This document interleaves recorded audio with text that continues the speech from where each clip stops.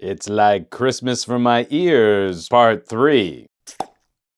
Catching up on audio reviews to wrap up the year, my ears have been having a lot of fun. So I'm cracking into the Oddict Twig Pro. And this one's a bit special. Earlier in the year, I recorded an interview with the folks at Qualcomm to talk about Snapdragon Sound, a new labeling initiative to guide consumers on up-to-date audio tech. This was before we had official labeling for the new flavor of aptX Adaptive. Audio-Technica and Xiaomi were slated as early partners for the certification, and then, well, kinda nothing. Not a lot of noise was made on this audio standard outside of Qualcomm's own insider phone. So the Oddict are exciting for me because I finally get to play with a new manufacturer, and this is the first properly labeled Snapdragon Sound product I've seen since that interview went live. And the Twig Pro are pretty good. We're in that premium sweet spot for true wireless earbuds, around $150, ballparking pretty well against the OnePlus Buds Pro I recently reviewed, and a lot of the really fun techie earbuds like Edifiers, the TCL Moves, the Vivo Buds, Liberty Air 2s,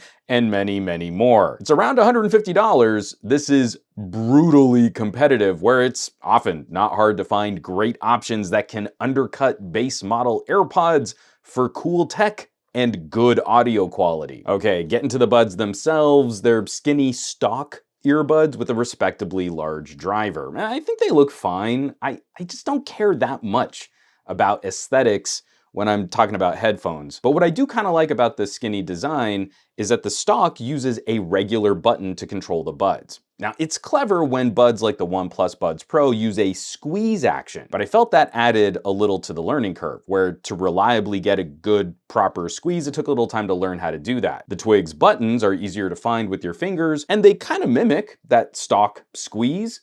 It seems less techie cool, but I love that the action isn't a tap or a button press, which pushes the earbud deeper into your ear. And the tech rundown is nicely complete. Active noise cancellation with ambient audio modes, in-ear detection to auto-pause playback when you take them out of your skull, IPX4 water resistance. I got just under 5 hours of playback on my first charge with noise canceling on. And the case has wireless charging, but not quite 2 full charges in the case. Out of all the techie bits, that's maybe the weakest spot. And there's a solid companion app for controlling the ANC, making EQ adjustments, and also locating your buds from when they were last paired to your phone. This is all on point, what we should expect these days from premium audio kit, but these are earbuds. So the most important part, how do they sound? Out of the box, I did not love them, but the companion app saved them for me. Okay, the Twig Pro use a decently large driver, but the stock tuning to my ear is kinda dull bassy. There's this cute little activation tone that the buds almost vibrate when they detect that they're inside your ear, like it rumbles right at the lowest point of the driver's range. I feel there's an attempt at impressing consumers with how rich these sound, but it sucks some of the clarity out of my favorite test tracks. It doesn't leave a lot of room for the mids or the highs. My torture test band is OK Go, specifically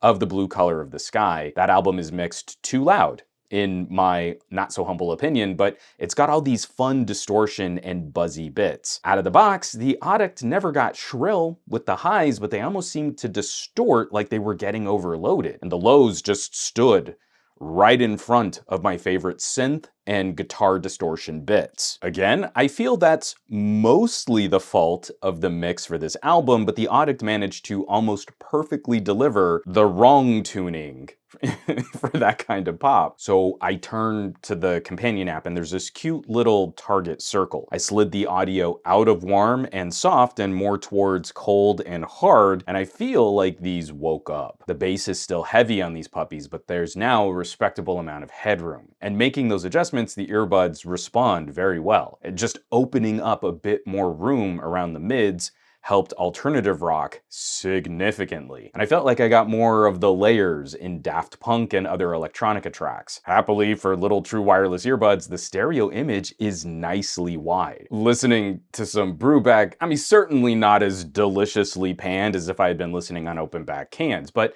There was a fun, bouncy feel where instruments felt like they were making it to the edges of my peripheral hearing. Two small concerns: I wish there was any kind of customization for the buttons. I can't find any way to add volume controls to the buds, and that's always my biggest pet peeve. All wireless earbuds should be able to control the volume without having to turn to your phone. Especially since we do get noise cancellation and assistant control, I'd happily trade skipping tracks to control the volume instead. And number two, the ambient mode feels a little hyped to me. I think there's some mic manipulation to kind of help lift voices. I don't know, maybe you just want to be careful that outside sound seems louder than those real sounds around you would be. And that means high-pitched noise might land a bit shrill because of this boost. Okay, and the all-important microphone test. I normally do these outside, but for the last 3 days we've been getting really heavy rain, and there's so much extra noise happening. I don't really think that's a fair test of these microphones. Also running into sort of a conflict on how I want to get these done, because one of the things that we should start trying to anticipate or trying to test is the codec. Like maybe if we're on an advanced codec that can send a higher quality audio back to a recording device. But all of the phones that I have that currently support aptX Adaptive do not support Bluetooth recording in their camera app. So I'm recording this on my Pixel 6. It does support aptX, but it doesn't support aptX Adaptive. At least from here, we should be able to get some sense of what this might sound like just on kind of a phone call. I mean, obviously it's not going over a network, but I feel like this is probably enough of me rambling, describing the challenges of being a reviewer, and I think you have an idea of what these might sound like now.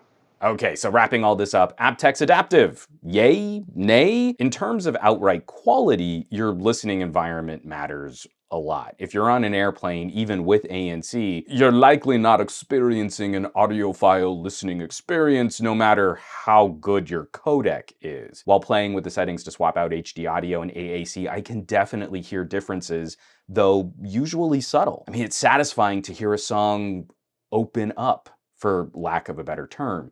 You know, just more clarity and room between instruments. It just feels like saran wrap has been peeled off the song, and I can see it more clearly. I think the victory for aptX Adaptive, though, is streamlining all of the sub-codecs Qualcomm used to provide. I mean, we used to have aptX, aptX HD, aptX LL, and not all earbuds or phones supported all flavors. At once, these earbuds are surprisingly good at tackling gaming, where even rhythm games are playable for the most part. We've significantly reduced that latency. And I'm also happy that range seems to be handled more gracefully than on the LDAC solutions I played with. Adaptive means adapting to different situations, and distance is one of those factors that degrades the amount of data you can quickly send over a Bluetooth connection. Again, it's kind of tough to describe this in words if you haven't heard how these products handle more extreme use. But here's the tricky bit for consumer audio. While Qualcomm is making this easier to understand, and I love their new label pointing consumers to a unified,